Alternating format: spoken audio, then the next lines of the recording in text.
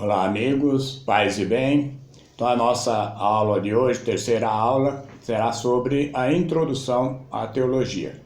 E nós vamos trabalhar a partir de um maior controle centralizador. Como que funciona essa questão desse poder maior de controle centralizador?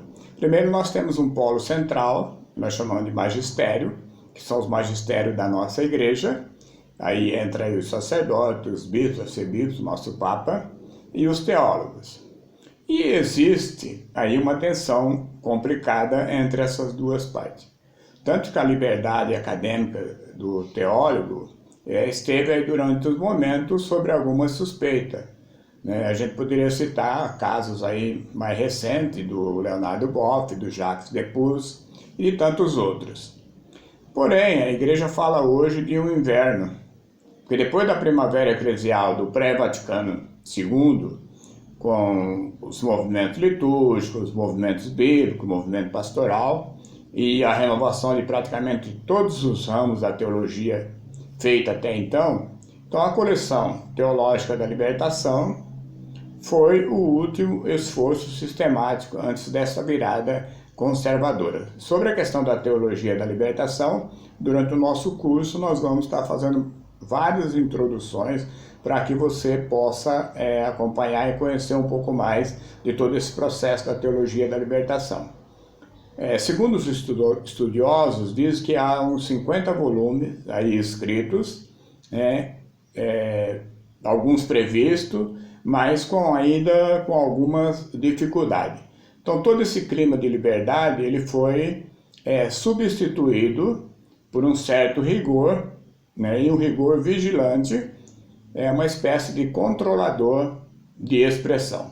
Então nós teremos aí três teologias que estão sobre essa suspeita. A teologia europeia, a da libertação latino-americana e a teologia das religiões do mundo asiático. Eu poderia dizer que há hoje um distanciamento aí entre a teologia e a pastoral. Seria um divórcio entre essas duas teologias. A pastoral, porque ela acusa a teologia de ser abstrata, de se preocupar com o sexo dos anjos. Já a teologia, ela acusa a pastoral de um imediatismo. Então esse divórcio acaba produzindo uma perigosa separação. Então o que a gente orienta, que é preciso a gente ter um equilíbrio, na hora que nós vamos refletir alguma síntese, algum momento da pastoral teológica e da teologia pastoral.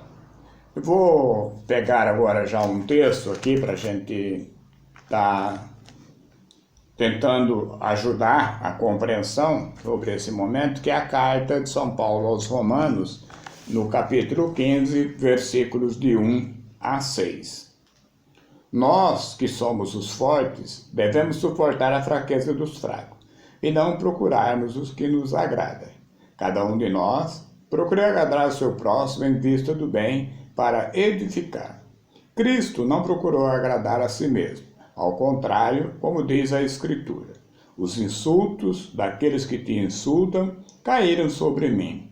Ora, tudo isso que foi escrito antes de nós, foi escrito para a nossa instrução, para que, em virtude da perseverança e consolação que as Escrituras nos dão, conservemos a esperança. O Deus da perseverança e da consolação, conceda que vocês tenham os mesmos sentimentos uns com os outros, a exemplo de Jesus Cristo. E assim, vocês juntos e a uma só voz, deem glória a Deus e Pai de nosso Senhor Jesus Cristo. Então esse texto aqui traz para nós que nós devemos suportar aí a fraqueza daqueles que são mais fracos, e não só procurar aquilo que nos agrada. Por quê? Porque tudo que foi escrito antes de nós foi escrito para a nossa instrução. Então nós somos instruídos a viver esse cristianismo, um cristianismo mais consciente. Não devemos usar a nossa força, o nosso prestígio para impor aos outros a nossa própria opinião. Então devemos respeitar a opinião de cada um, de cada grupo, de cada movimento. Dentro da teologia, a gente tem que manter um espírito do tempo atual. E qual que é a maior dificuldade para o fazer teológico hoje? Talvez seja exatamente o espírito do tempo. Nós estamos aí com o nosso tempo, apesar de todo esse momento que estamos vivendo a pandemia, com o nosso tempo comprometido, né? A atmosfera cultural que nós respiramos, ela é adversa ao fazer teológico. Porque nós vivemos um tempo de falta de consistência nos valores, nos princípios. Há uma onda fortemente marcada pela relatividade de todas as teorias e de todas as práticas. Então nós temos que ter um maior cuidado, um maior bom senso, né, para a gente ir aprimorando e colocando o nosso tempo para as nossas devidas coisas. E é por isso que lá na carta de Pedro vai nos trazer uma experiência muito rica de dizer o que e qual é o nosso papel enquanto estudo da teologia. Então nós vamos ler a segunda carta de Pedro, no capítulo 1, versículos de 19 a 21.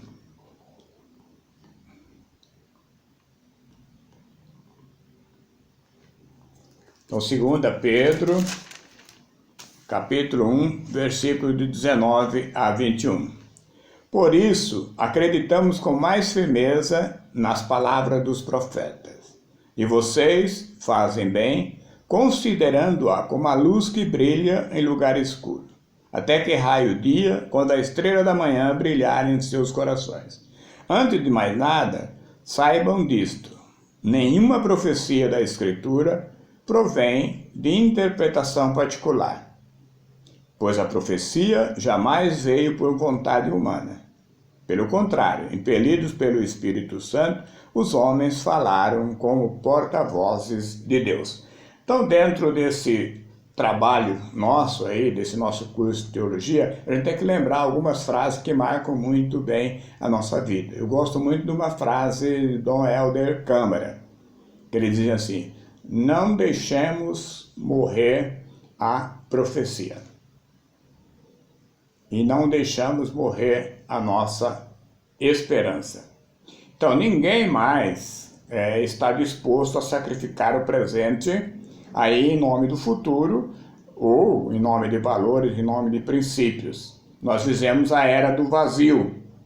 Isso, por um lado, é suspeita, por outro, é uma chance. Então, como dialogar com esse homem e essa mulher do nosso tempo? Como nós dialogarmos com a humanidade do nosso tempo? E aí, na carta aos Hebreus, no capítulo 4, versículos de 12 a 14, ele vai trazer para nós, falando dessa palavra de Deus, né? Como que nós devemos vivenciar esta palavra de Deus? Vamos pegar aqui o texto. A palavra de Deus é viva, eficaz e mais penetrante do que qualquer espada de dois gumes. Ela penetra até o ponto onde a alma e o espírito se encontram, e até onde as juntas e medulas se tocam. Ela sonda os sentimentos e pensamentos mais íntimos. Não existe criatura que possa esconder-se de Deus. Tudo fica nu e descoberto aos olhos dele.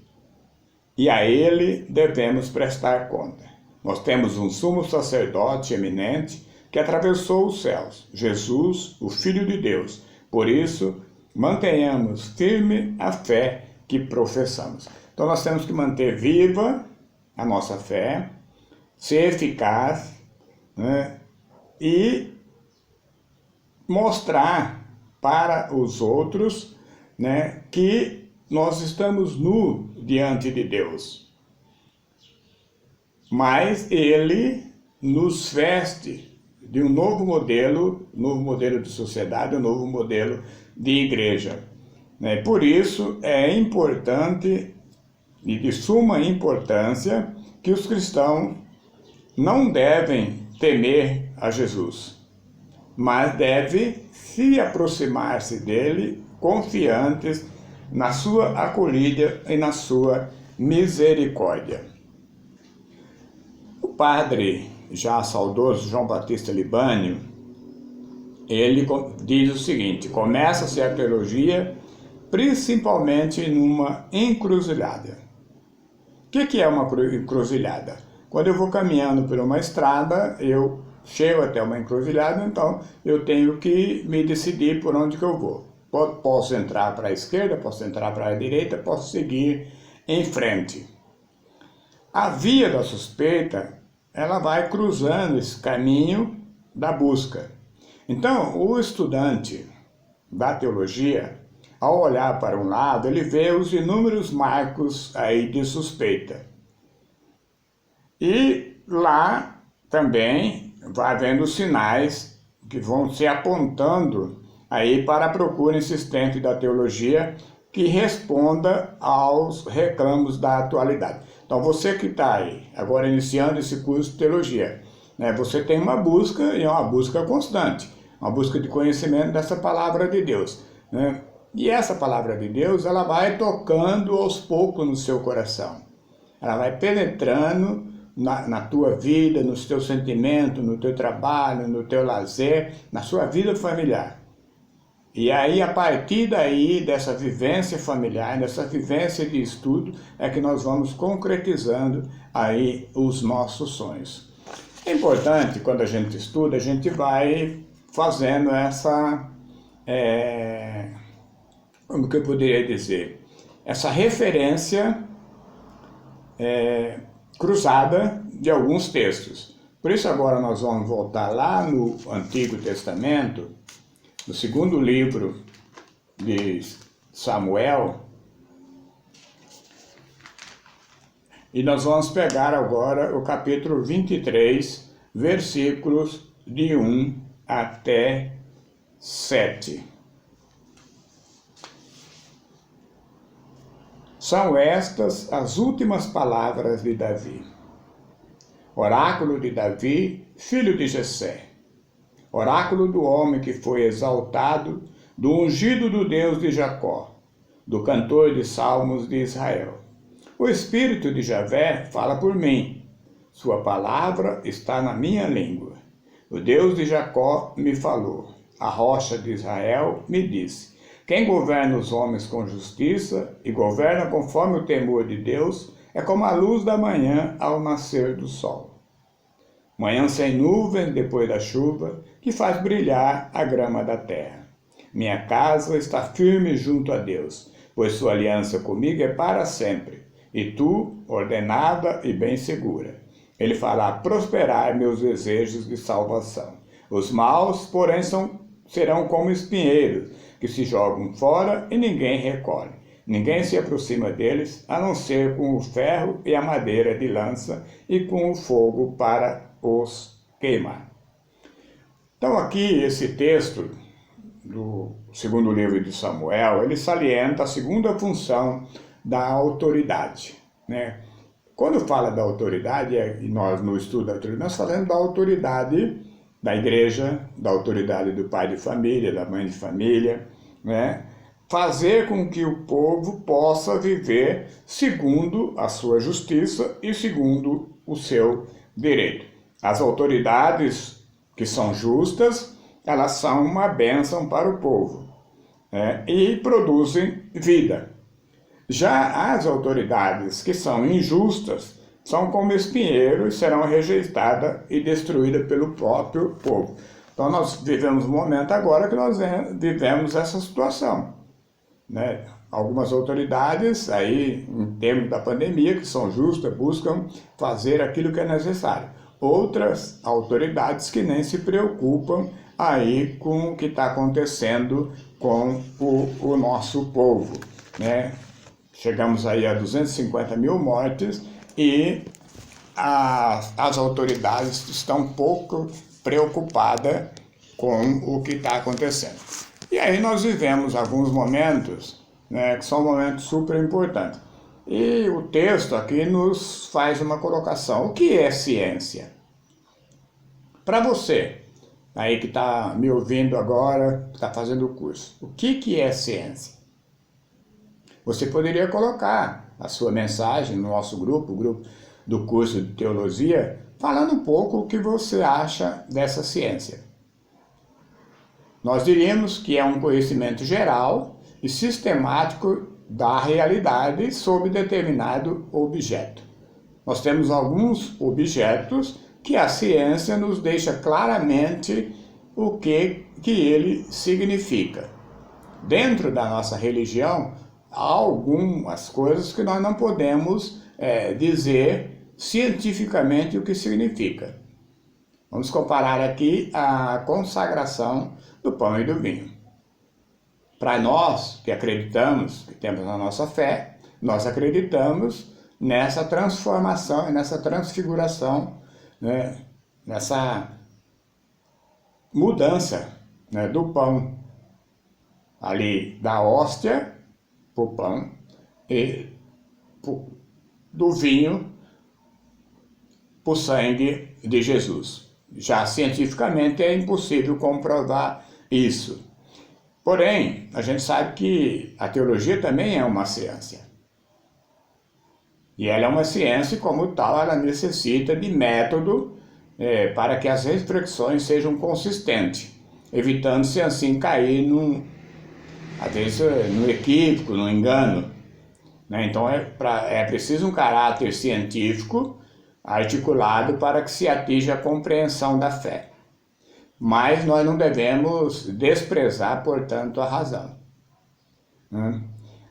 Então, a teologia ela tem uma proposta, e essa proposta ela vem aí direcionada aí nos vários textos que nós vamos pegando. Nós vamos agora ver o Neemias, o texto do Neemias, que é no capítulo 9, versículos de 19 a 20.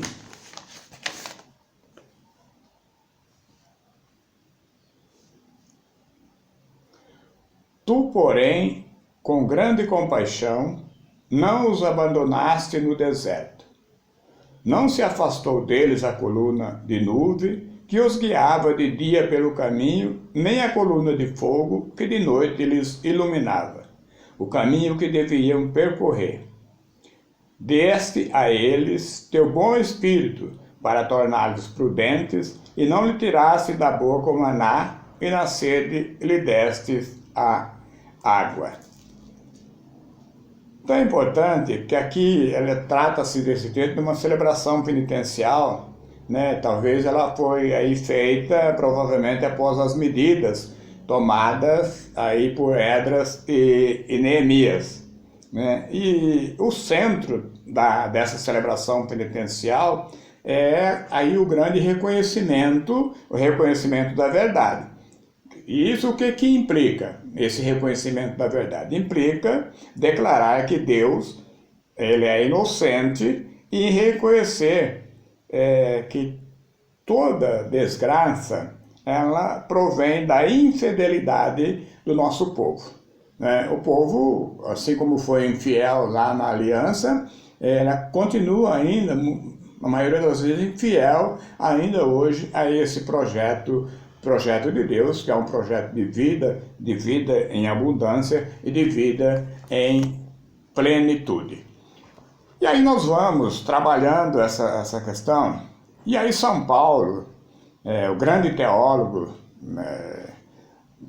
da Sagrada Escritura, ele vai lá na carta de São Paulo aos Coríntios, na primeira carta de São Paulo aos Coríntios, no capítulo 12, versículos de 7 a 11, ele vai nos falar como que é gerada a comunidade, como que é gerada, através de que momento essa comunidade é gerada. Eu vou até pegar um pouquinho antes, vou pegar do versículo 4 até o 11, que dá uma compreensão melhor. Existem dons diferentes, mas o Espírito é o mesmo. Diferentes serviços, mas o Senhor é o mesmo. Diferentes modos de agir, mas é o mesmo Deus que realiza tudo em todos. Cada um recebe o dom de manifestar o Espírito para a utilidade de todos. A um, o Espírito da palavra de sabedoria. A outro, a palavra da ciência, segundo o mesmo Espírito. A outro, o mesmo Espírito dá a fé. A outro ainda, o único e mesmo Espírito concede o dom das curas. A outro, o poder de fazer milagres. A outro, a profecia. A outro, o discernimento dos Espíritos. A outro, o dom de falar em línguas. A outro ainda, o dom de as interpretar. Mas é o único e mesmo Espírito quem realiza tudo isso, distribuindo os dons a cada um conforme ele quer. Então aqui nesse texto nós vemos que a Trindade, ela é a base de tudo, o Pai, o Filho e o Espírito Santo. Por quê? Porque é na comunidade que se constrói. Então, em toda a ação provém do Pai e todo o serviço ele provém de Jesus Cristo e também todos os dons provêm do Espírito. Cada pessoa na comunidade ela recebe um dom. Nós sabemos aí, né, entre o grupo nosso aqui, entre vocês, a gente sabe que tem pessoas que receberam o dom de ensinar na catequese, outros que receberam o dom de ministrar a celebração da palavra, ou o culto, como nós chamamos. Há outros que a pregação lá na pastoral do batismo, há outros o dom de coordenar a comunidade.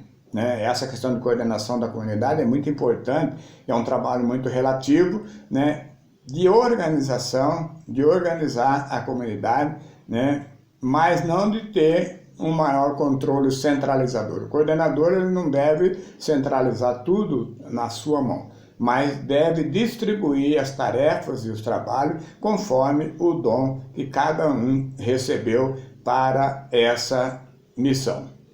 E aí na carta aos Efésios, no capítulo 4, versículos de 11 até 16, Paulo vai colocar para nós, né, falando da importância de cada um de nós para o trabalho dentro da teologia. Eu vou voltar um pouco mais, vou ler então do versículo 1 até o versículo 16. Por isso, eu, prisioneiro no Senhor, peço que vocês se comportem de modo digno da vocação que receberam. Olha o que o texto vai nos falar. Sejam humildes, amáveis, pacientes e suportem-se uns aos outros no amor. Mantenha entre vocês laços de paz para conservar a unidade do Espírito. Há um só corpo e um só Espírito, assim como a vocação de vocês o chamou a uma só esperança. Há um só Senhor, uma só fé e um só batismo. Há um só Deus e Pai de todos, que acima de todos, que age por meio de todos e está presente em todos. Cada um de nós, entretanto, recebeu a graça na medida que Cristo a concedeu. Por isso diz a Escritura: subiu às alturas, levando prisioneiros, distribuiu dons aos homens. O que quer dizer subiu? Quer dizer que primeiro desceu aos lugares mais baixos da terra. Aquele que desceu é o mesmo que subiu acima de todos os céus para planificar o universo. Foi ele quem estabeleceu alguns como os apóstolos, outros como profetas, outros como evangelistas e outros como os pastores e mestres. Assim, ele preparou os cristãos para o trabalho do ministério que constrói o corpo de Cristo. A meta é que todos juntos nos encontremos unidos na mesma fé e no conhecimento do Filho de Deus, para chegarmos a ser o homem perfeito, que na maturidade do seu desenvolvimento é a plenitude de Cristo. Então, já não seremos mais criança, jogados pelas ondas e levados para lá e para cá, por qualquer vento de doutrina, presos pela artimanha dos homens e pela astúcia com que ele nos induz ao erro. Ao contrário, vivendo amor autêntico, cresceremos sobre todos os aspectos em direção a Cristo, que é a cabeça. Ele organiza e dá coesão ao corpo inteiro, através de uma rede de articulações que são os membros, cada um com sua atividade própria, para que o corpo cresça, construa a si próprio no amor. Então Paulo ele está dizendo, falando da prisão, eu, prisioneiro do Senhor, peço que se comporte de modo digno. Então cada um de nós temos que manter a nossa dignidade, principalmente a dignidade a serviço do reino de Deus, para construir aqui, nesse mundo, um reino de justiça, um reino de paz, que nós possamos manter a nossa humildade, a nossa serenidade, principalmente quando nós recebemos de Deus a tarefa e a missão de conduzir aí as nossas comunidades. Cada um de nós, entretanto, recebeu a graça aí na medida que Deus a concedeu. E essa graça foi Ele quem estabeleceu. Tanto é que ele diz aqui, o texto estabeleceu alguns como apóstolos, outros como profetas, outros como evangelistas e outros como pastores e mestres. Mas nós formamos um só corpo, que é a igreja. E Cristo é a cabeça desta igreja, a cabeça desse corpo. Então que nós devemos aí nos manter na humildade, na serenidade, na esperança, que só assim nós vamos construindo esse reinado, que é um reinado de paz e de harmonia. Para poder estar indo fechando, então a gente usa aí algumas linguagens,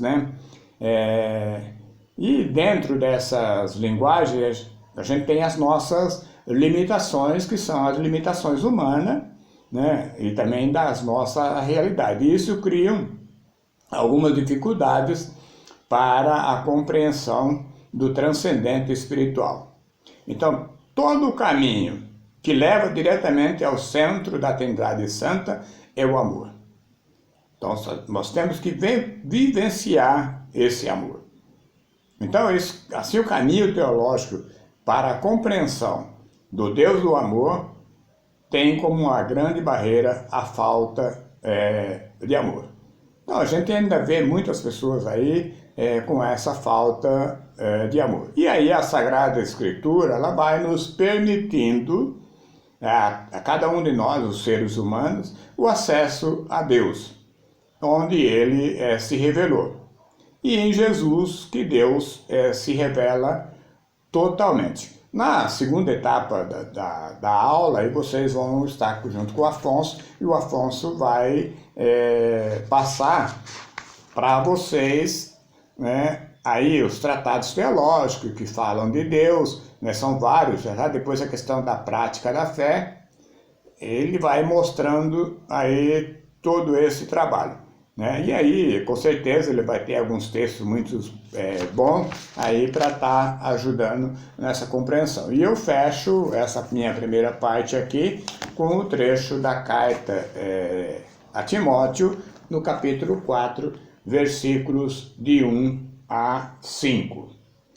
Rogo a você, diante de Deus e de Jesus Cristo, que há de vir para julgar os vivos e os mortos, pela sua manifestação e por seu reino. Proclame a palavra, insista no tempo oportuno e inoportuno, advertindo, reprovando e aconselhando com toda paciência e doutrina. Pois vai chegar o tempo em que não se suportará mais a doutrina. Pelo contrário, com a comichão de ouvir alguma coisa, os homens se rodearão de mestre a seu bel prazer, desviarão seus ouvidos da verdade e os orientarão para as fábulas. Quanto a você, seja sóbrio em tudo, suporte o sofrimento, faça o trabalho de um anunciador do Evangelho e realize plenamente o seu mistério. Então, a nossa grande missão, enquanto de apóstolos, de anunciador dessa palavra, é, em primeiro lugar, anunciar esse Evangelho, anunciar a boa nova a todos que nos procuram. Então, é isso que eu tinha nesse momento para estar colocando para vocês. E na segunda parte, o Afonso vai complementar essa aula de hoje de introdução à teologia.